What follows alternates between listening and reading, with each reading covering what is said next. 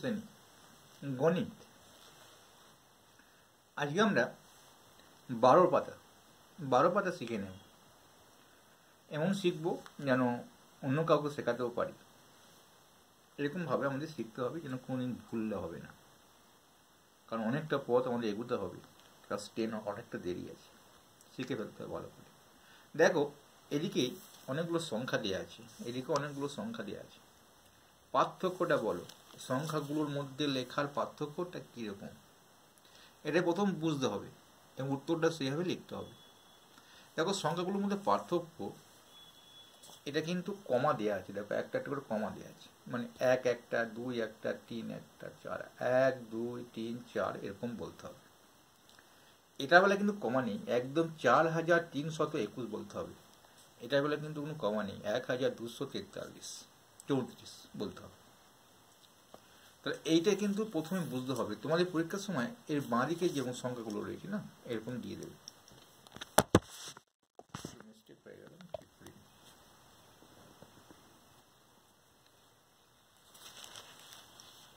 এই বাঁ দিকে যেমন রয়েছে এই সংখ্যাগুলো দিয়ে দেবে। এইবার এখান থেকে এই সংখ্যাগুলোকে সাজাতে হবে। সাজিয়ে তোমাদের বড় সংখ্যা তৈরি করতে হবে আর ছোট সংখ্যা তৈরি করতে হবে। খুব সহজ। শুধু 0 আর 1 থাকলেই একটু অসুবিধা, মানে 0 থাকলেই অসুবিধা, আর কোনো কিছুতে অসুবিধা নেই। আমি একটু খাতায় তোমাদের ছোট্ট করে দেখাবো। আমি অঙ্কগুলো করে দিই না, তোমাদের শেখানোর চেষ্টা করি। দেখো, আমি সিস্টেমটা দেখিয়ে দিচ্ছি, তারপরে আমরা দেখব। এখানে 1 2 3 আর 4 আছে, এতগুলো সংখ্যা আছে, 5ও থাকতে পারে। এবার এইটা আমাদের বড় সংখ্যা লিখতে হবে, তখন কিন্তু এই কমাগুলো দিলে হবে না। ঠিক আছে তো? আমি ভুলটা কোথায় হয় তোমাদের দেখিয়ে দিচ্ছি, আর সিস্টেমটা আমি দেখিয়ে দিই। তো বড় সংখ্যা মানে বড়টা আগে দেবো, 5, তারপরে কি হয় 4, তারপরে 3, তারপরে 2, তারপরে 1। এটা কিন্তু আমার বড় সংখ্যা তৈরি হয়ে গেল। ছোট সংখ্যাটা কিন্তু এই বড় সংখ্যা তৈরি করে উল্টে দিলেও হয়, আবার ছোট থেকে পরপর লিখে দিলেও হয়। এটা ছোট সংখ্যা সাজানোই আছে, 1 2 3 4, মানে 1000, মানে এটা যদি আমরা 5টাও ধরি তাহলে 12,345 হচ্ছে, আর এটা কিন্তু 54,321 হচ্ছে। তো এটা বড় তো, ছোট তো। এইবার দেখো 0 তাহলে কি হয়, মনে করে 4টে সংখ্যা নিয়ে দেখাচ্ছি, 1 0 5 7 2, 4টে সংখ্যা নিয়ে দেখাই, 1 0 5 7। তাহলে কি হবে, প্রথমে যদি আমি বড় সংখ্যা লিখি, বড় সংখ্যা বেলা কোনো জ্বালা নেই, বড়টা আগে দেবো 7, তারপরে 5, তারপরে 1, তারপর 0। তাহলে স্যার ছোট সংখ্যার বেলা কি 0 হবে? হ্যাঁ, দেখো আমি একটু ভুল লিখি, তারপর হবে 0টাকে আগে দিই, তারপরে 1, তারপরে 5, তারপর 7।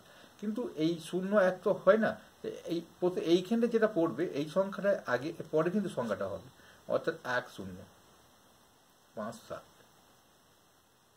1 0 5, মানে 5 7 হবে। বুঝতে পেরেছি ঘটনাটা? ছোট সংখ্যা হয়ে গেল। এতক্ষণে তোমরা বুঝতে পারলে যে কিভাবে হচ্ছে। আমরা একটু অঙ্কে যাই, তাহলে বুঝতে পারবো। দেখো, এখানে